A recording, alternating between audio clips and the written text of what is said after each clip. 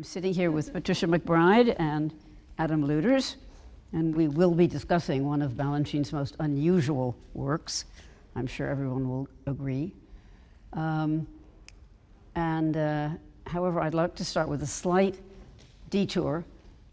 Well, first of all, I should say this ballet was created, I would say, pretty much for Tanneke Leclerc. There were other people in it, but she was certainly the major figure. And the only reason I bring it up at the moment, which most of you probably already know, is that Tanny was my first teacher, and I saw her dance La Valse. So, anyway, now we can go on with the rest of the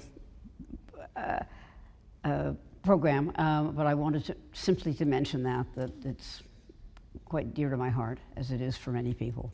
Patty, this is quite unusual in that, well, the story of Tanny is sad story, is well known. She got polio at a certain time and never danced again. Several years went by before the company put it on again. And when they did, the person that Balanchine chose to be the Tanny figure, the heroine, was Patty McBride. Yes. So, how did you feel about that? Well, it was an amazing thing. It was such a surprise. I've never seen the ballet, and I never saw Tanny dance, but I was kind of shocked. I had no idea. I guess it went up on the schedule, rehearsal for it went up. So People always say, how did you know you were getting this part? And they all say, well, I saw it on the rehearsal board. Didn't anybody tell you? No, but it was amazing. Yeah. And I went to Mr. Balanchine's apartment and worked with Tanny. Showed me. Actually, Nikki brought me there because I was very nervous to meet Tanneke Leclerc because I had heard about her and I know what she went with getting polio, and Mr. B took 2 years off to take care of her and stayed in Copenhagen and nursed her, and so I think it was maybe 5 years after that he brought it back. 5, 6, I've heard even 8, but anyway, quite a period of time when it wasn't on at all. But Nikki took me, and I was very nervous going to Mr. B's apartment, and Tanny was there. Mr. B wasn't there. But Tanny and Nikki Magallanes, who created the role of in La Valse, it was his role, and he danced it with Tanny.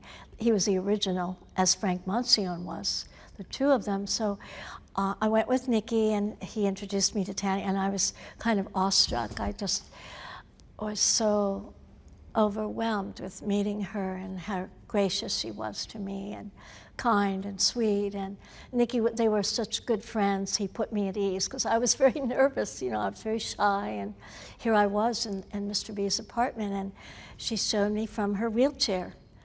And there are many arm movements which she showed me, but she had to hold up her arm to show me the movement. There's so many of these beautiful movements in it. And she and Nikki taught it to me there, just the first entrance. We should say that later on she got a little more at ease with arms, but she never did. Yes. But at the beginning. At the beginning. She couldn't move even the arms as well as she later did. No, but it was extraordinary to see her and how generous she was and how kind. And with Nikki, it was amazing. And Nikki loved her. He partnered with her. He was a good friend, and also worked on so many things with Mr. Balanchine. But it was I treasure just knowing that I couldn't believe I was there, learning this ballet from her. It was extraordinary to. Well, when did Mr. B himself come into the picture? We started with Nikki showing me in the studio. The name went up, and I believe we started with Nikki, and we had, I think it was Janet Reed that was there and helped me. And then Mr. B would come, and I learned Francisco Monsione taught me the death scene. And they were my coaches. They really taught me and got me ready for Mr. B to work with me on it. And certain things he felt were really important, like I was trying to impart what they had taught me and what Mr. B taught me to show it. It's such a drama piece and an eerie feeling about it, a foreboding. It's kind of, it's wonderful to have an acting role like that also, and to have the experience of Nikki, who is the original, and Frank Balanchine, who are the original, showing me these things, and then Mr. B working with us together. And well, he was so it was magnificent in showing, demonstrating everything, every part. He was amazing. I was always a little nervous for it, that first entrance, because I felt I could never do it as beautifully as he showed it to me. You know? Describe that. You said something about the wind. Yes, yes. What about it was? Yeah, he wanted me to so come on and go forward, and the wind pushes you back. So you have the freedom of working on the wind. And it was something that you don't learn in ballet class. You know, it's so many things in this were the port de bras also were very quirky, and he started the whole ballet, like the three girls that start set the mood for the whole ballet. And it just builds and builds, and the mastery of Balanchine and what he did, you know, those three girls were so, you know, the arm movement that he did. That began it all, kind it was of, so yes. beautiful. Because Tanny took off on that sometime later, all this arm business was, and they were wearing white gloves, and you could really see arms. Yes, and the movement was so different than the other ballets that he did. He loved to do waltz. He loved to show us how a man should hold a woman when she waltzes. It was very important. And so there was a lot of waltzing and different kinds of waltzing, but it was an extraordinary role, a gift, really, such a gift to be able to do it. Wow. Just so freighted, should we say, with emotion, Yes. with background, with the fact that it didn't use that much in the way of classical technique, per se. Yes. There were all these swoops and lifts. And I think it was probably one of the first things. Well, he did A Midsummer Night's Dream. So there was acting in that. Oh, and that's few right. Was that more or less the same time for you? I don't know, it was around, probably maybe it was later, but. Oh, well, anyway, yeah, don't know, because you were fantastic in that also. But he was so extraordinary to show things. You well, know, like a young girl. You just want to copy what he was doing because it was so great. Yeah. Well, I think what we saw today was unusual for me anyway, because it was not the whole ballet, of course, but it was in three kind of separate parts, which I had never seen before as separate parts. By the way, Adam, you did not ever dance with Patty because we you didn't were do it together, quite different no. generations. We did a few things, but not that. No, we didn't do it together. Yeah. No. Right. We But didn't. it did remind me when I saw it of almost a pas de deux for two arms, or two sets of arms. There was so much intertwining, and Yes. I hadn't quite realized that as much as today when I saw it. Well, I've always loved to use my arms. I've always loved to. Often, people told me over the years that there's something about my port de bras that I was good at port de bras. Let's put it that way. So when I had these arms, it was something that I could work on. I could work on and go on with it. But when you talked about the three girls in the beginning of the ballet, I always found that it's like the three graces in the Greek Helen of Troy and all that. That's right, all of that. So he would never probably say that. No. But when I first saw the ballet with whoever, when I saw these girls in the beginning, that just thought he had to be inspired by those the graces, the three graces. Did you think of that yourself? Oh, I don't know whether I ever thought of that, maybe. No, yes, right. But it did set the tone, certainly, That's the of thing. kind of mystery. That's right. It was. And things that you can't really describe. That was what was essence, you might say. Yes. I thought that was just fantastic, and it went throughout the ballet. Yeah. It was in several sections, and often for pas de deux, of a woman and a partner, and different music and different, some more joyous and some more reflective and so on. Yes. But in a way throughout, the sense of mystery, which of course toward the end becomes even more mysterious than it ever was. But so that was kind of the as I say, the pas de deux or whatever for two sets of arms. How did you manage to kind of work on it and figure out who went first? Well, I mean, I'm sure you knew who went first. Like everything else, you learn the steps and you do it. Yeah, yeah. And it all with Balanchine, Mr. Balanchine, it all worked. There was never anything that it was tricky, yes, but it always ended up working the right way. There was never a moment, oh no, you can't get it. It always ended up being exactly right, so we could do it. Yes, but also when I think of the ballet for myself, when I did it, my background in Bournonville with the folk tale or with the Sylphide, or these dramatic ballets, it was right up. And Esbjørn Larsen, who gave classes in mime. Yeah. There's no mime here, but I mean, she dies at the end, and pick her up, and it was I could really take from my background. Yeah. I mean, it's And just also, now when I'm talking about it, I think about it. Yeah.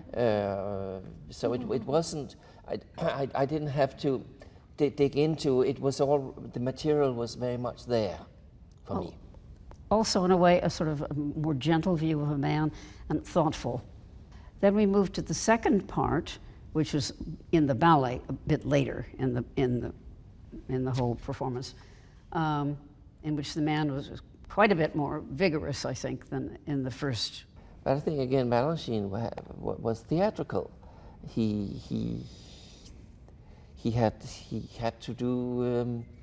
He had to do some dancing. He had to throw her up and put her down and bring her around, and I wanted you to say something like that because that's what it seems like. Yes. Yeah, it was almost violent in a way, but that puts a different light on it. It gets violent later. That's but, right. Yes. But the musicality was so extraordinary. He And when always- it's on the music, there's nothing like it. His genius is that, and knowing what is possible and not thinking, oh, I'm going to be so creative, I'm going to have them go the opposite of the natural way. But he always would like to go the natural way, and it was extraordinary because he always found these, the movement that would happen with your body out of something off balance or on. It was so amazing. I mean, his genius was always evident to us, and he was always so humble working with him, and you hardly heard him talk. He was so quiet-spoken and humble, and he'd just get to work. He'd roll up his sleeves, he'd get to work, and he kind of astounded us at what he would give us to dance. It was so beautiful. It's interesting you say that because I've so often heard he went bam, bam, bam. I'm sure he did that too, Yeah, to make sure you were. Oh, well, the music, but we got that from his classes, you see. He would teach like 2-hour classes, and he was there every day with us, working with us. Every performance, he'd go to every show. And, but we knew what he wanted because he taught us. He didn't have to dissect steps while he was choreographing. All he had to do was show us because he taught us, and he would partner. He could partner. He was a very good partner. He was. Didn't he show you how to partner, how to did. take a girl and? You see, all this was new to me when I came. Oh, really? Well, Oh. I was not I through the know, school. I did not through the school. So when I came, I had to look at Peter, to Jacques. I had to look at it. I had to learn. Yeah. I had to learn all the things you just said. And when he taught class, I had to be there. I couldn't do anything. And he must have seen I couldn't do anything. But I was there every day. And we would be in the back with Jacques doing something because it was all for you, step for girls and boys. And Jacques would say, come on, boys, let's do some cis, let's do échappé, something. So Jacques would... Just to remember so what Jacques- that was all about. Yeah. I mean, we had to do something. We had a long day in front of us. We had a performance, so if we didn't do any jumps in class, we had had to be ready. Well, who else did you dance it with beside Nikki? You danced it for about 10 years, I think. I always did it with Nikki, and I always did it with, I had a few performances with Roland Vasquez in the Death, Fred Monsio's part, at the end of when I was doing it. And then I think I did it with Jean-Pierre once when Nikki passed away, and they put La Valse, they put Nikki's ballet on, and I went back into it after many years because he was a dear friend and I just loved him. He helped me so much when I was young. Mr. B gave me Nikki. He was always my partner when I started my career. And he was a great partner. Such a big help. He was wonderful. But I didn't have many different partners in it. Frank did it for long, and Nikki too. They did it for many, many years. And Mr. B trusted them and wanted them to do that. And they were theatrical people. Yes, yeah. Just to be there. They were strong presences. In various roles, yeah. So Adam, who did you dance with? Which partners did you have? Right. Suzanne, I had later on, but... Kay, maybe? Yes, Kay maybe, that's right. And that's good, that adds another ballet with her, that's good, I'm glad. Yeah, and Kira Nichols, and I have a tape with Darcy, which I looked at, so I did with her later on, when I was older, and she was still very young, of course. But they're all so different. Oh, yes. So they were really different. How the interpretation goes from, dancer, the personality comes out in the ballet. And that step from the corner when you go here, and then that one down. Oh, right. That was hard for one girl, whoever. And another one just went down and up. There was nothing. So with one girl, we had to go through it a few times in rehearsal. So just to say that it was different from the weight of the body. So she'd go not as far down, which was fine. Sure, it could work, it's but fine. you had to... Yeah, doesn't have to dip down so much. It's fine too. So partnering is that way, yes? It you is, have to do a lot of... Oh yes, it is. And so then the final part, I just mentioned, the dance of the elbows, and then the dance before the seduction, and then there's the seduction, which you aren't really much in. No, just standing there. But you certainly were in it. Oh, yes. So how did he sort of coach that, or? Well, Francisco Montion taught me it, and Mr. Balanchine showed it, and he would rehearse us. But it looks like it's really long because it's a lot of drama, putting on the gloves, the jewelry, and all that.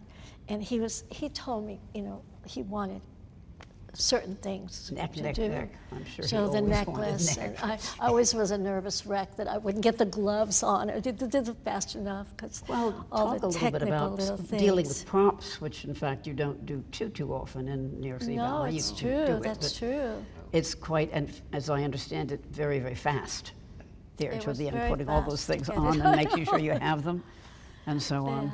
While you're being so dramatic or dying, basically, or being so seduced. Well, what's fantastic is you just live the role. You're so into it.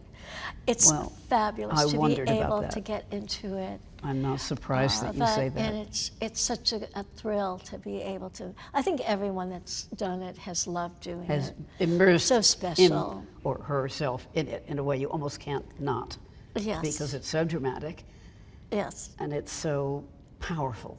And it takes you over. You're totally mesmerized by the music and the partner, and you reach a point where you're just floating, or you're so. It's a wonderful feeling to kind of be the character and get lost in it totally. And the music is so wonderful. It's so eerie and beautiful. And you see how slow some of the movement is, and then it speeds up to a whirlwind, freedom. And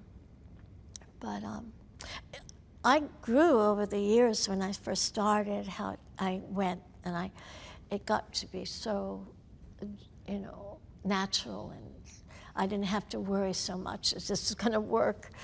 That, you know, that the jewel clasp on, that you get the gloves with the music, that you get this on. And to have a supportive partners like they were, I always feel I'm not alone. It's two people working to make something beautiful and special, and the way Mr. B wanted it. He was always at the back of my mind to do. I wanted to make him proud of me and feel like I was doing what he wanted, because I was very young at that time, and they were mature artists. Nikki and were they there? Were they No, dancing? No, Balanchine they were gone. was. He was there. Yeah, Nicky, I've never known him. It was wonderful Never to known him. have guidance. Seen take like with that. him, a beautiful partner, Yeah, fantastic partner. yeah, I know, dancing with you and Violette, I suppose. yeah. No, I never Oh. knew him. Well, I was lucky because I danced several things with Frank and also with Nikki. In the beginning, when I started, when I was very young, I think I was 17, 18, I was dancing with both of them. So Frank, I did very dramatic roles with Frank because he was, you know, really dramatic. I did I've Sienna, you know, the first movement where that in the park, and then the Cage with Jerry Robbins. So I had already worked with him on the Cage, and he taught me the Cage. He taught me Afternoon of a Faun, Francisco Monsión. Oh. So I had danced with him before, so he kind of took me under his wing. And Nikki also, I'd done like second movement Western with him in the beginning. And he made my first, you were in the corps, remember? Yes, I Figure was. in the carpet? Yes, I Nikki. was. And he was like a 17 to do that. And Mr. B took care of me when I started to Well, make he sure. knew. He knew, and He Nikki knew you was, had a future. well, he knew, I was so lucky because Nikki was an extraordinary partner, and all the dancers loved to dance with him. Well, he had knowledge. Such a generous, beautiful person. Fun, he was so much fun. He put me at ease. Come on, Patty, let's go rehearse on the intermission before we dance, like something, but. Is there a reason you stepped out of it? What? You stepped out of the Valse at Well, one point? You had enough, you had a big repertoire. No, I had a big you repertoire, did, but you did. I had a theory that years before Balanchine he did a ballet for Tanny for the hospital, raising money for the hospital, and he had her in a polio. Yeah. And it came to be, and I think a lot of people have done the lead in La Valse. I don't think he wanted to have that happen to any one of his ballerinas. So there were many people who did it after me. I went just back in for Nikki that show, but I think he felt he needed to put different people so it wouldn't be their role and something terrible would happen to them, like what do you call it? Omen. Premonition, something, an omen or something. Yeah. I don't know, but I could be I wrong. see. No, Sure. well, But I you're had a not- theory. You're not wrong, it's what you But felt. it's a wonderful role. But years later, I thought about that years later. But and he was very religious also, Mr. Well, that's just- Balanchine. That was the base. Spiritual. He was very Yeah, spiritual. but So I think of these ballets like this where there's death, and we know that he was so close to death so many times, and that the dying really obsessed him, possessed, and also in the one with the candle, what's that? Sonambula, that one too. And when she carries him out at the end, Margrethe in Denmark on point. Oh, I can't imagine that. When Henning Kronstadt Oh, I know. was a ballet that the Danish ballet did for years and years and years with Henning and Margrethe. And she would, of course, she was very near the coulisses, the wing, but she would go up and point and bury out with him, holding like that. So you have these ballets that are unusual, from Symphony in C or Le Corpellante. We had these theatrical ballets, which made, of course, as Patty says, his genius even more more obvious. But he does have this mystic side that isn't sort of the first thing that you read about in books about him. Oh, that's It, right. you know, Yes. it's there, and the deeper you go, the more you find it out. But don't you think Serenade is also in that sort Absolutely, of drawer? absolutely. Where is You she know, going in the end? In Serenade, I We mean, haven't the vaguest idea. no. He didn't like you to ask too many questions. Well, and he didn't like to 'Cause I make remember too many asking answers. him a question, and he didn't want to talk about it. I see. He didn't want, oh, just do. Well, you're supposed You to want- take it in and do with it what you will. So let's just, do you have any final words to say about La Valse, which is such a magnificent Oh. ballet and such a departure in many ways from some other works of his? And again, it's the streak of mysticism that is there so often. Yes, it was a very special dance because it was so, we didn't have that kind of a ballet, and it wasn't about technique. I'm glad you so said it was that, because very unusual. It's not about technique.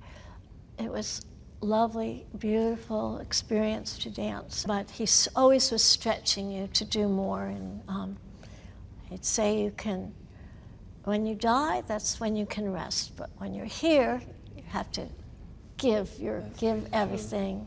Okay, on that note, I think we should end this interview. And thank you very much. Oh, thank Good, you, thank you. Nancy.